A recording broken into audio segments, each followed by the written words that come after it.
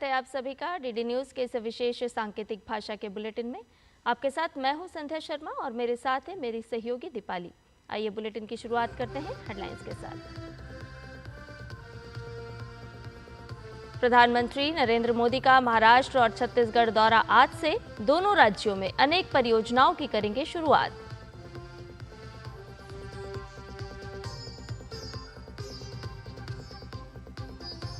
PM Modi मन की बात कार्यक्रम के जरिए अपने विचार करेंगे साझा। मासिक रेडियो कार्यक्रम की 120वीं कड़ी आज।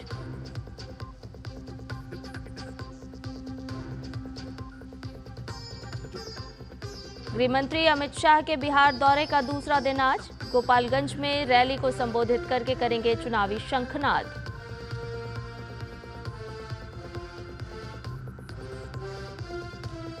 म्यांमार में भूकंप से अब तक 1600 से ज्यादा लोगों की मौत, 3400 लोग घायल। भारत ने बचाव दल और राहत सामग्री भेजी।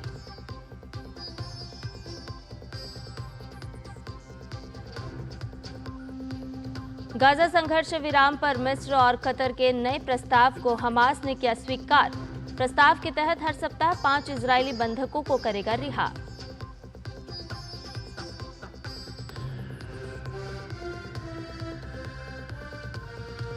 भारतीय नववर्ष और चैत्र नवरात्रि की आज से शुरुआत। महाराष्ट्र में मनाया जाएगा गुड़ी पड़वा।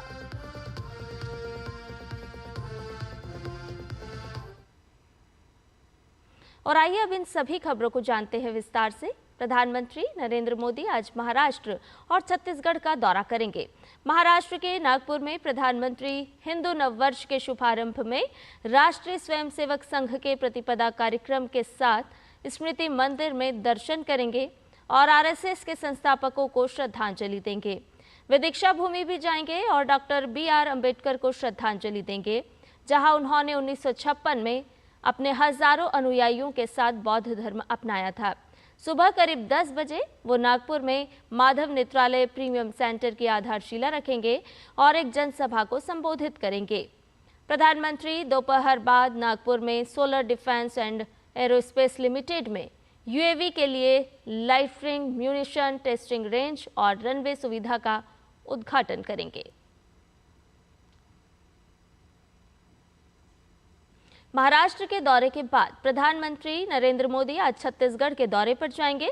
छत्तीसगढ़ के बिलासपुर में प्रधानमंत्री आज 33,700 करोड़ रुपए से अधिक की विद्युत, तेल और गैस, रेल, सड़क, शिक्षा और आवास क्षेत्रों से संबंधित कई विकास परियोजनाओं की आधारशिला रखेंगे और राष्ट्र को समर्पित करेंगे। बिलासपुर जिले में स्थित एनटीपीसी की सिपत सुपर थर्मल पावर परियोजना चरण 3 की आधारशिला रखेंगे, जिसकी लागत 9,790 करोड़ रुपए से अधिक है। प्रधानमंत्री कोरिया, सूरजपुर, बलरामपुर और सरगुजा जिलों में भारत पेट्रोलियम कॉरपोरेशन लिमिटेड की सिटी गैस वितरण परियोजना की आधारशिला रखेंगे। प्रधानमंत्री 108 किलोमीटर की कुल लंबाई वाली 7 रेलवे परियोजनाओं की आधारशिला भी रखेंगे और 2,690 करोड़ रुपए से अधिक की लागत वाली 111 किलोमीटर की कुल लंबाई वाली 3 रेलवे परियोजनाओं को राष्ट्र को समर्पित करेंगे। प्रधानमंत्री 2 प्रमुख शैक्षिक पहलों को समर्पित करेंगे, जिनमें राज्य के 29 जिलों में 130 पीएम श्री स्कूल और रायपुर में विद्या समीक्षा केंद्र शामिल हैं। प्रधानमंत्री आवास योजना ग्रामीण के तहत 3 लाख लाभार्थियों का गृह प्रवेश होगा। प्रधानमंत्री इस योजना के तहत कुछ लाभार्थियों को चाबियां भी सौंपेंगे।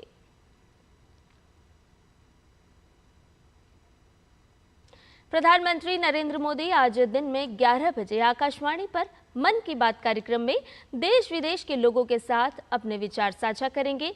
ये मासिक रेडियो कार्यक्रम की 120वीं कड़ी होगी। ये कार्यक्रम आकाशवाणी और दूरदर्शन के पूरे नेटवर्क, आकाशवाणी समाचार वेबसाइट और news on AIR mobile app पर प्रसारित होगा। आकाशवाणी समाचार, दूरदर्शन समाचार, प्रधानमंत्री कार्यालय और सूचना और प्रसारण मंत्रालय के YouTube चैनल पर भी मन की बात का सीधा प्रसारण किया जाएगा। हिंदी प्रसारण के तुरंत बाद आकाशवाणी से प्रादेशिक भाषाओं में इस कार्यक्रम का प्रसारण किया जाएगा। गृह मंत्री अमित शाह बिहार के दौरे पर हैं। अमित शाह आज पटना में 800 करोड़ रुपए से अधिक की विभिन्न विकास परियोजनाओं का उद्घाटन और शिलान्यास करेंगे। वहीं गोपालगंज जिले में एक विशाल जनसभा को भी संबोधित करेंगे। अपने दौरे के दौरान अमित शाह एनडीए की एक अहम बैठक में भी हिस्सा लेंगे। बैठक में बीजेपी, जेडीयू, एलजेपी रामविलास और हिंदुस्तानी आवाम मोर्चा के नेता भी शामिल होंगे। वहीं इससे पहले अमित शाह ने पटना के भाजपा कार्यालय में सांसद, विधायकों और पदाधिकारियों के साथ बैठक की, जिसमें चुनावी रणनीति, बीजेपी स्थापना दिवस और अंबेडकर जयंती को लेकर निर्देश दिए। भाजपा 6 अप्रैल को स्थापना दिवस और 14 अप्रैल को बाबा साहेब भीमराव अंबेडकर की जयंती को बड़े ही धूमधाम के साथ मनाएगी। छत्तीसगढ़ के बीजापुर जिले के टेकमिटार नरसापुर के जंगल में कल पुलिस और माओवादियों के बीच मुठभेड़ हुई। मुठभेड़ में 1 लाख रुपए के इनामी एक माओवादी को सुरक्षा बलों ने मार गिराया। मौके से हथियार समेत विस्फोटक पदार्थ बरामद किए। उत्तर प्रदेश पुलिस को बड़ी कामयाबी मिली है। पुलिस ने मुख्तार अंसारी गैंग के एक इनामी शूटर को एनकाउंटर में ढेर कर दिया है। यूपी एसटीएफ ने झारखंड पुलिस के साथ मिलकर जमशेदपुर में अपराधी अनुज कनौजिया को मार गिराया। एसटीएफ और झारखंड पुलिस ने सूचना के आधार पर अनुज कनौजिया को पकड़ने की कोशिश की, लेकिन अपराधियों की तरफ से फायरिंग शुरू कर दी गई और इसके बाद दोनों तरफ से जमकर फायरिंग हुई, जिसमें अनुज कनौजिया मारा गया। अनुज कनौजिया पर 2.5 लाख रुपए का इनाम था। इसके ऊपर कई मामले भी दर्ज थे।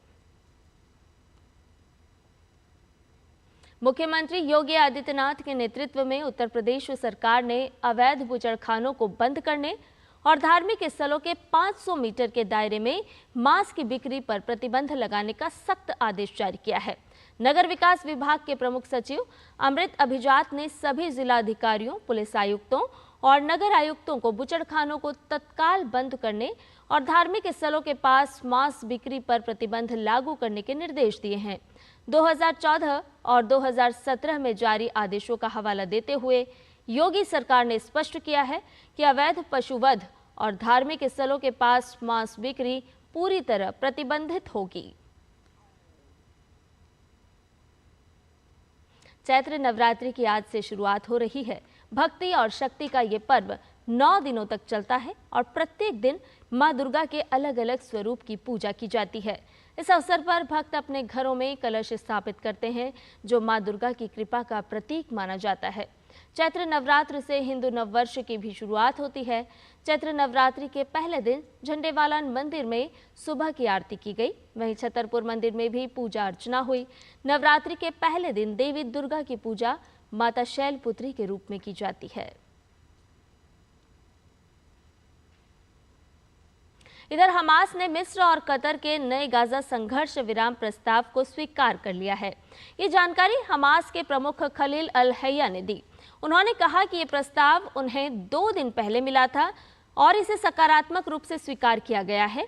इसके साथ ही उन्होंने उम्मीद जताई कि इजराइल इस समझौते को कमजोर नहीं करेगा। इस प्रस्ताव के तहत हमास को हर सप्ताह 5 इजरायली बंधकों को रिहा करना है। इजराइल के प्रधानमंत्री बेंजामिन नेतन्याहू के कार्यालय ने ये प्रस्ताव मिलने की पुष्टि की है। इस बीच गाजा पर इजराइल के हवाई हमले शनिवार को भी जारी रहे, जिसमें कम से कम 20 फिलिस्तीनी मारे गए। इजरायली सेना ने दक्षिणी गाजा के रफा के जनीनी बस्ती में सैन्य गतिविधियों के साथ अपनी सुरक्षा क्षेत्र को विस्तारित करने पर भी जोर दिया। म्यांमार में शुक्रवार को आए 7.7 की तीव्रता वाले भयावह भूकंप में मरने वालों की संख्या बढ़कर 1644 हो गई है। प्राकृतिक आपदा के चलते जनजीवन बुरी तरह अस्त व्यस्त हो गया है।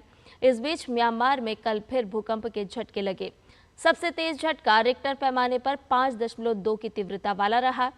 सेना के नेतृत्व वाली म्यांमार सरकार की ओर से जारी एक बयान के अनुसार भूकंप के कारण अब तक 1644 लोगों की मौत हो चुकी है और 3408 अन्य लोग घायल हैं।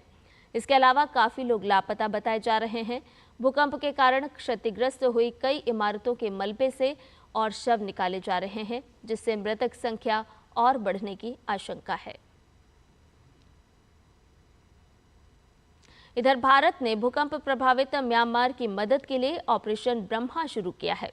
इसके तहत भारतीय वायुसेना के C-17 के 2 विमान 118 सदस्य वाले भारतीय सेना फील्ड अस्पताल इकाई के साथ म्यांमार पहुंच गए हैं, जिसमें महिला एवं बाल देखभाल सेवाएं भी शामिल हैं। साथ ही 60 टन राहत सामग्री भी पहुंची है। विदेश मंत्रालय ने बताया कि भारत से कुल 5 राहत विमान म्यांमार पहुंच चुके हैं। वहीं C-130 विमान भी NDRF के 38 कर्मियों और 10 टन राहत सामग्री के साथ नेपिडो में उतरा। इन राहत सामग्री में खाने पीने की वस्तुएं, दवाइयां और अन्य आवश्यक सामग्री शामिल है। इससे पहले NDRF के 80 कर्मी भी नेपिडो में पहुंच चुके हैं। म्यांमार में आए विनाशकारी भूकंप के बाद भारत ने तेजी से मदद का हाथ आगे बढ़ाया है। सूत्रों के अनुसार हवाई अड्डे और नौसेना के जहाजों के जरिए कुल 137 टन राहत सामग्री भेजी गई है। आवश्यकता अनुसार और सहायता भेजी जाएगी। और इसी खबर के साथ हमारे इस विशेष सांकेतिक भाषा के बुलेटिन में फिलहाल इतना ही। मुझे और मेरी सहयोगी दीपाली को दीजिए इजाजत। नमस्कार।